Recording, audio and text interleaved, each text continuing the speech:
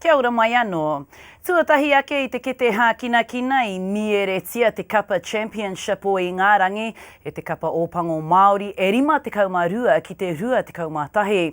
Engari, he hapa, he whakawhiu kei runga I a rātou, ko ia tā kaiako Jamie Joseph kia mātou, I nā tata nei. Oh, and it's as easy as that for Baker. E waru katoa ngā pironga te kapa Ōpango Māori. Just short of the line, but it's there. And it is Hika Elliott. Singing will be loud tonight. That's one positive. Nothing like winning to turn the volume up on the old waiatos, you know. There's plenty of Māori defenders there, but hate to see the gap. Ahakua kaori tāe te kapa te huna I te mata ngurunguru o tā rātou hingatanga tuatahi. It's a positive because it was important to kick our tour off the way we wanted to and the way we intended, and we never got that result the other day. Ahei tā bēnā whia ke kua piki anō rātou I te maunga ki te wāhi e tatari mai ana a kānata whenua.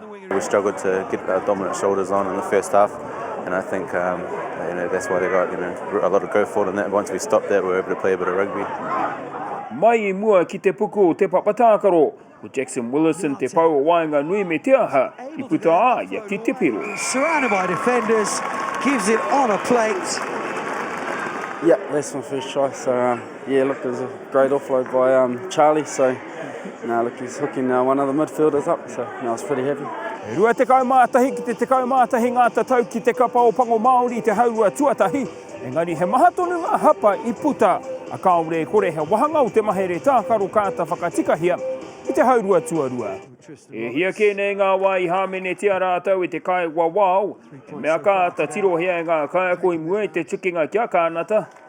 Next week it'll be both teams because Canadians wouldn't be used to that style of refereeing as well. Nā whānō ko te kai whitike nea Romana Graham te whetu tārake o te wā. Gave the pass to Graham, two huge men on the hoop. He had limited games for the Waikato due to injury, and he's had limited games for the Chiefs because of whatever reason, and I thought he did particularly well tonight. He really fronted up. Ko pai hau Declan O'Donnell te kaitākaro nana ki a rawa I whakawhiwhia ki te tohu kaitākaro o te tukinga. Tāmatu tiananga atu I Doncaster I Ngārangi, Te Kāea.